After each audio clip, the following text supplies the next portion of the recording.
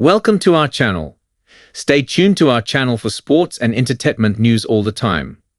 Please subscribe the channel. Justin Baldoni lawsuit alleges Blake Lively used Taylor Swift to pressure him amid "It Ends With Us" fight. The legal battle between Justin Baldoni and Blake Lively in the aftermath of "It Ends With Us" expanded its blast zone Thursday morning, with a new lawsuit by Baldoni, including text messages between Lively and Baldoni, a co-star and director. In the texts, Lively seemingly alludes to Taylor Swift as one of her dragons. The superstar is a friend of Lively.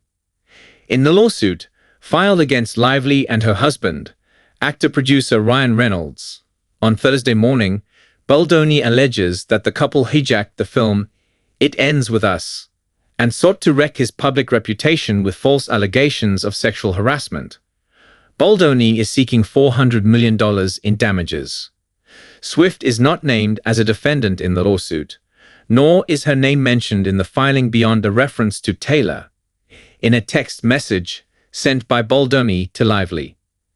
Swift's representatives did not immediately respond to a request for comment.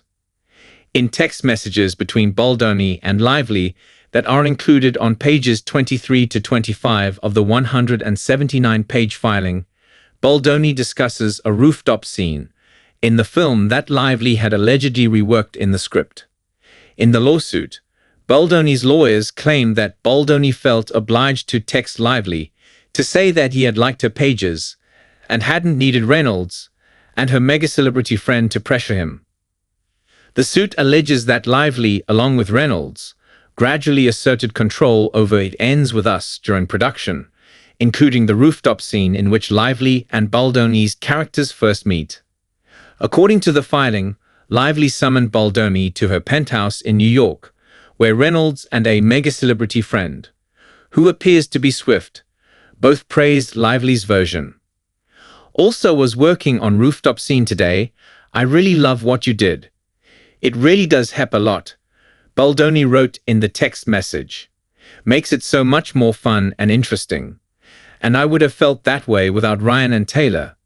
You really are a talent across the board. Really excited and grateful to do this together." In a later text from Lively, according to the complaint, the star references Reynolds and another person, whose name is redacted, as being absolute titans as writers and storytellers outside of their primary gig. Lively continues, "They also know I'm not always as good at making sure I'm seen and utilized for fear of threatening egos or fear of affecting the ease of the process. They don't give a shit about that. And because of that, everyone listens to them with immense respect and enthusiasm. So I guess I have to stop worrying about people liking me." The lengthy message closes with Lively comparing herself to Khaleesi, the dragon-controlling character played by Emilia Clarke on Game of Thrones, and alluded to powerful forces that she has in her corner. Lively wrote, "If you ever get around to watching Game of Thrones, you'll appreciate that I'm Khaleesi. And like her, I happen to have a few dragons, for better or worse, but usually for better, because my dragons also protect those I fight for, so really we all benefit from those gorgeous monsters of mine. You will too, I can promise you." Baldoni's complaint asserts that this was Lively's way of exerting pressure on Baldoni. The message could not have been clearer. The complaint states, Baldoni was not just dealing with Lively.